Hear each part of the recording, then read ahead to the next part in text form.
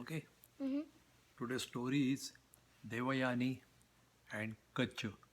Okay. In old days, this Mm-hmm. is mythology. Uh, there was a war Mm-hmm. between the gods and the demons. Mm-hmm. The both the belligerents had illustrious preceptors. The gods were guided by Brahaspati, who was preeminent in wisdom, whereas the demons were guided by the Shukracharya, Uh-huh. who had profound knowledge in all sciences.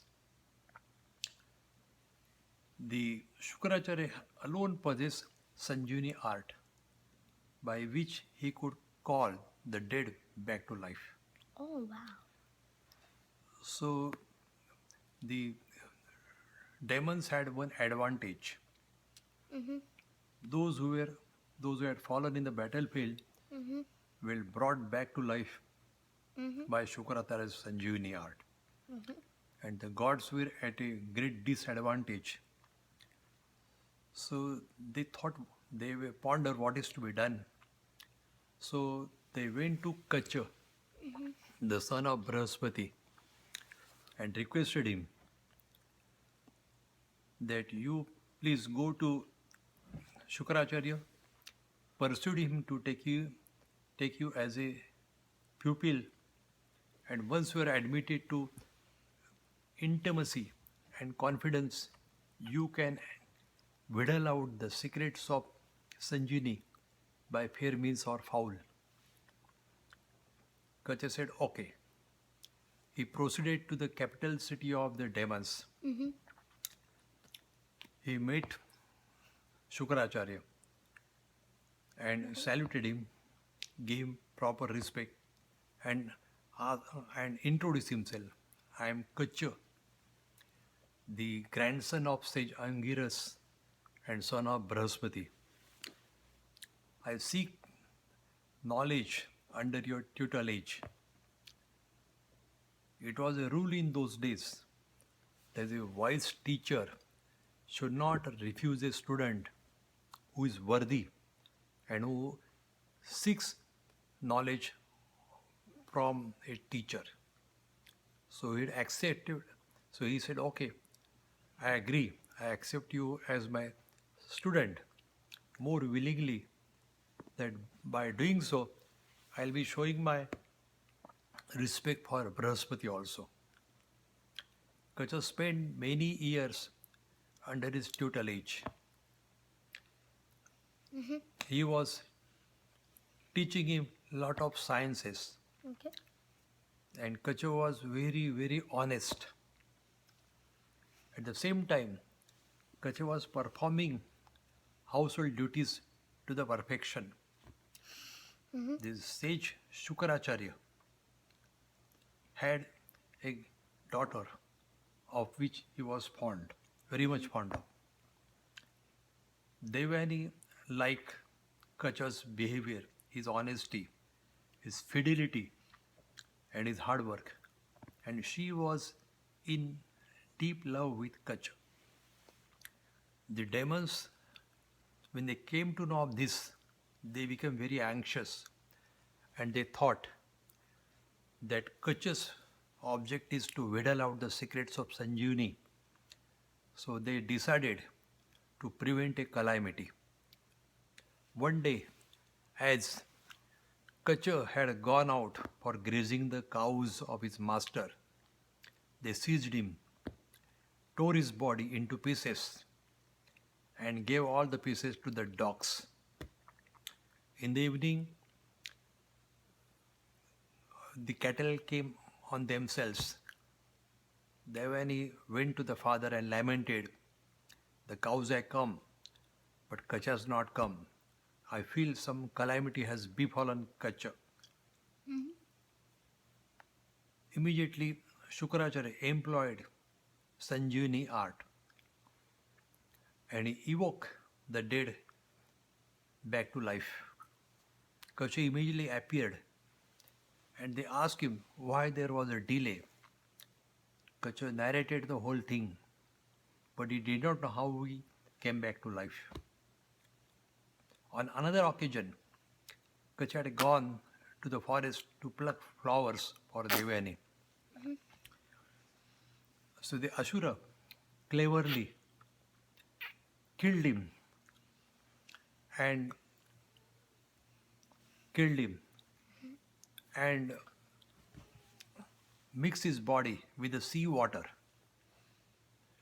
Again, the cows came and Devani lamented. She said, "Sun has set, Kacha has not come back, something has gone wrong." Again, Shukracharya employed the art of Sanjani and brought him back to life.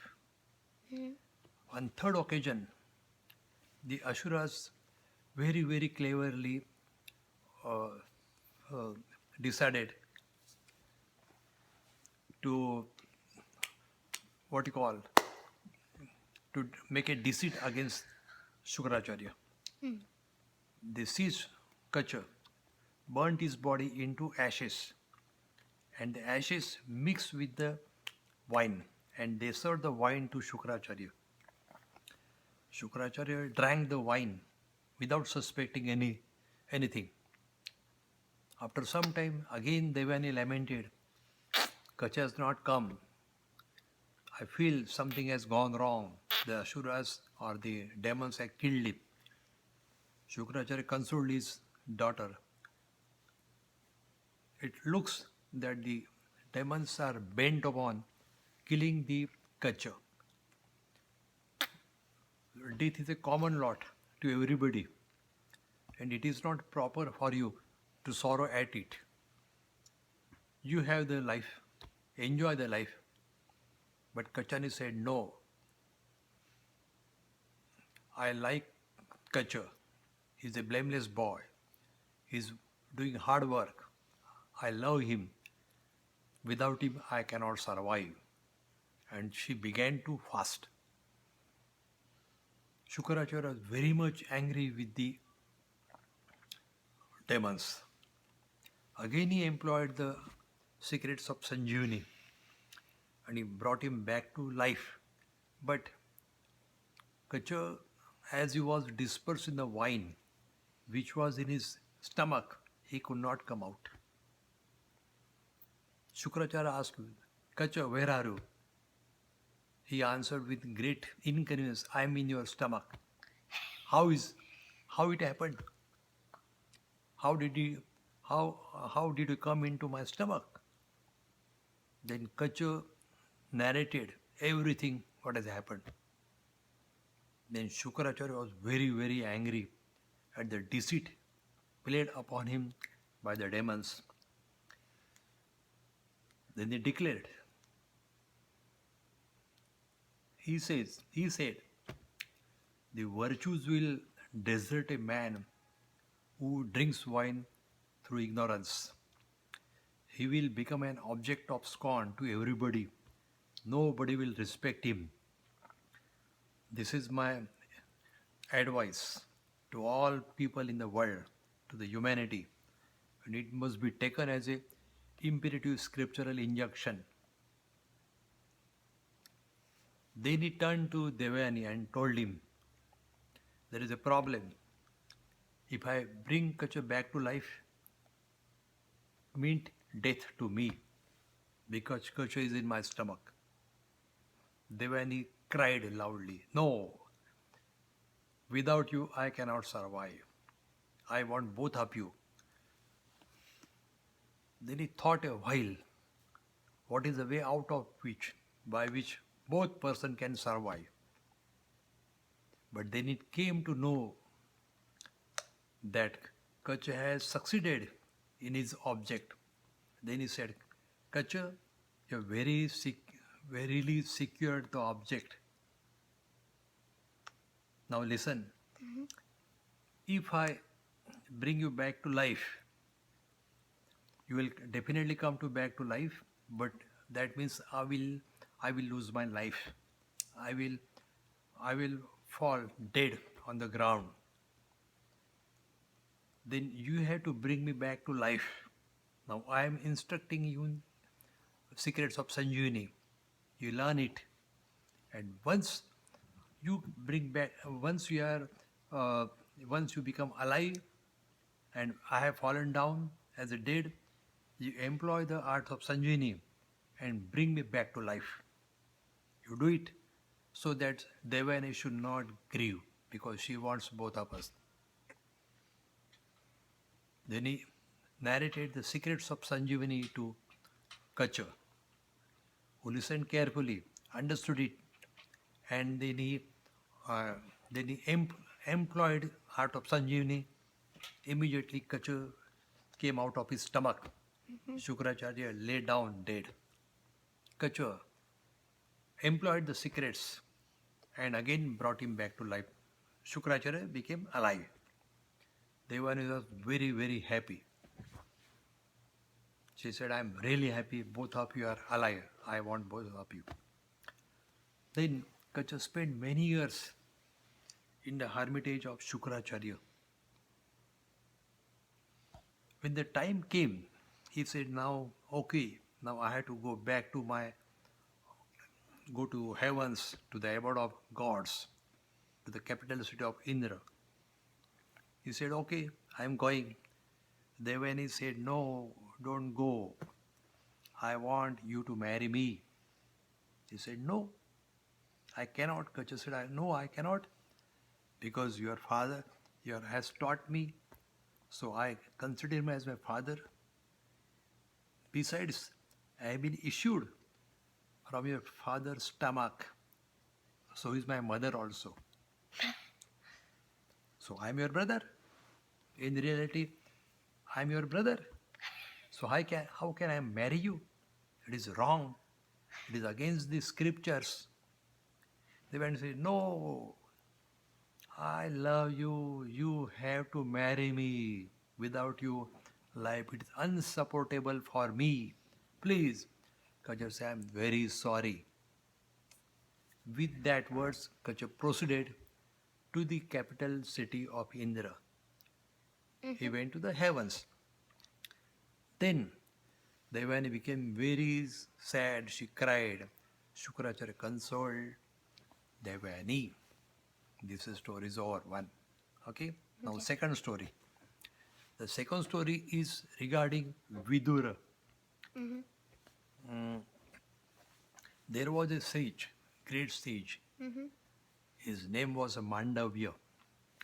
He performed austerities. He lived in his hermitage on the outskirts of the city. One day he was contemplated.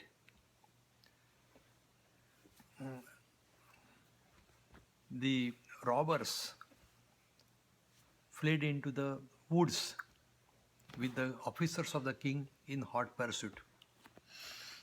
The robbers came near the hermitage and they thought it is a nice place to hide themselves.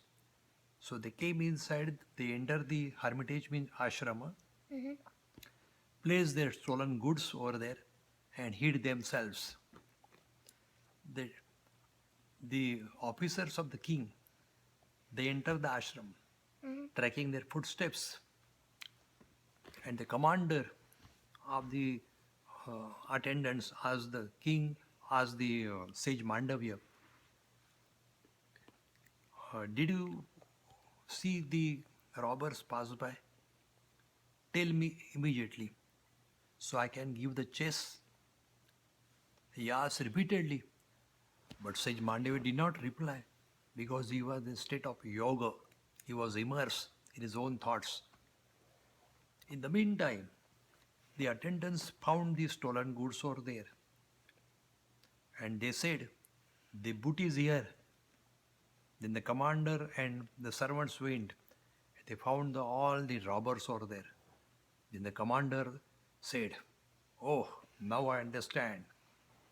The sage is the chief robber. He has inspired robbery. He is deceiving the world. He is a cheater. He asked his servants to guard the place. And he went to the king and said, Sage Mandavya has been caught with the stolen goods. The king, without thinking anything or without verifying the facts, he ordered the wicked, as he thought of him, to be impaled on a spear. The commander and attendants came and they impaled Sage Mandavya on a spear, took the booty, the stolen goods, and reported to the king. The sage did not die because he was in yoga. The other sages staying in the forest came over there and they asked Mandavya, "How did you come in this terrible pass?" Mandavya said, "Whom shall I blame? The attendants of the king who are supposed to protect the people, they inflicted this punishment upon me." The king came to know of this and he was shocked, at the same time frightened. He hastened his all retinue and immediately ordered that the sage should be taken down from the spear and prostrated at his feet. He said, "Sorry, I'm extremely sorry. Please forgive me for the offense committed by me in ignorance. I had no intention to punish you. Please forgive me." The sage was not angry with the king. He straight went to Dharma, the dispenser of justice, and he asked him, "What crime have I committed to deserve this torture?" Dharma, the dispenser of justice, knew the great power of the sage. He said humbly, "You had tortured bees and birds." The sage was and added that, "Have you forgotten all your deeds, good and evil, reproduce similar results, good or evil?" Then Sage Mandavya asked him, "When did I commit this offense?" Dharma replied, "When you were a child." Then Sage Mandavya lost his temper. He became very angry and he pronounced one curse upon Dharma, the dispenser of justice. "Be then born as a mortal in the world." And the Dharma incarnated as Vidur. He was born of the maid servant of Ambalika, who was wife of Vichitravirya. Oh. It was regarded in those days that Mandavya was unparalleled in the knowledge of arts, sciences, scriptures, everything. Besides, he was the best statesman and he was devoid of attachment and anger. Bhishma knew the background of Vidur and he appointed Vidura in his teenage as the chief counselor to the king Dhritarashtra. Okay? This is the second story. Okay. Close it. Any question you want to ask? Well, I don't have any questions, but Huh. if you don't know who's Bhishma, Huh. go to the second video and you will find it. Bye, guys.